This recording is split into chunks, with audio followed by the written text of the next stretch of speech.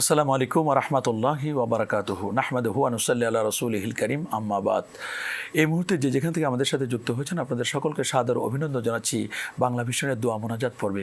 প্রদর্শক, আজ আমরা কথা বলবো যে কিভাবে আমরা আল্লাহ পাকের দরবারে আমরা নাজাত পেতে পারি, কিভাবে আমরা মুক্তি পেতে পারি। প্রদর্শক, মুক্তি পাওয়ার জন্য প্রথম শর্ত হচ্ছে আমাদের ঈমান। আমরা যদি ঈমান আনয়ন করতে পারি আর আমরা যদি নেক আমল করতে পারি, তাহলে আমরা জান্নাতুল ফেরদাউসের আমরা মেহমান হতে পারবো, জাহান্নামের আগুন থেকে আমরা মুক্তি পাবো। আল্লাহ সুবহানাহু ওয়া তাআলা বলেন, ইন্নাল্লাযীনা আমানু ওয়া আমিলুস সালিহাতি কানাত লাহুম জান্নাতুল ফিরদাউসি নুজুলা।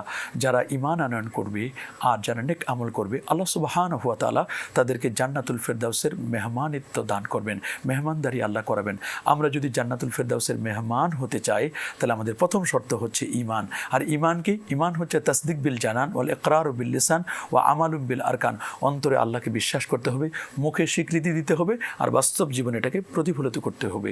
আমরা যদি এটা করতে পারি, তাহলে আল্লাহ পাক রব্বুল আলামিন আমাদেরকে জান্নাতুল ফিরদাউসের মেহমান বানাবেন। আমরা যদি দান সদকা করি, তাহলে আল্লাহ তাআলা আমাদেরকে জাহান্নামের আগুন থেকে মুক্তি দিবেন। কারণ আল্লাহ রাসূল বলেছেন, সাদাকাতু তারুদ্দুল বালা তুতফিউ গাদাবার রাব্বি এবং তুনজি মিনান নার। কারণ দান এবং সদকা এটা মানুষকে আল্লাহর গজব থেকে আল্লাহ পাক রব্বুল আলামিন তাকে সেভ করেন এবং তাকে জাহান্নামের আগুন থেকে মুক্তি দান করেন। আমরা দান সদকা করব, আমরা নবীর প্রতি বেশি বেশি করে দরুদ এবং সালাম পড়ব। দরুদ সালামের মাধ্যমে আমরা আল্লাহ পাকের মুকাররাব হতে পারবো এবং আল্লাহ পাকের জান্নাত আমরা লুফে নিতে পারবো। আল্লাহ সুবহানাহু ওয়া তাআলা আমাদের বেশি বেশি করে নেক আমল করবার তৌফিক দান করুন। প্রিয় দর্শক, আমরা এখন মুনাজাতে অংশগ্রহণ করব।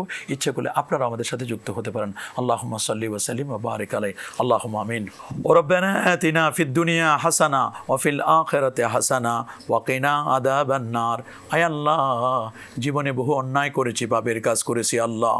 ও রব্বে করিম, আল্লাহ এত বেশি গুনাহ করে ফেলেছি আল্লাহ। গুনাহর কথা মনে হলে তোমার দরবারে হাত তুলতে বড় লজ্জা লাগে, বড় ভয় লাগে আল্লাহ। আমরা যদিও গুনাহগার মালিক, তবুও তো আমাদের একটা আশা আছে, আমরা তো তোমার হাবিবের উম্মত আল্লাহ। তোমার হাবিবের খাতিরে আমাদের জিন্দেগির গুনাহগুলোকে মাফ করে দাও আল্লাহ। জানি না রে মালিক, আজকের দোয়া মুনাজাত কার জন্য জানি? জীবনের শেষ দুয়ারে আল্লাহ।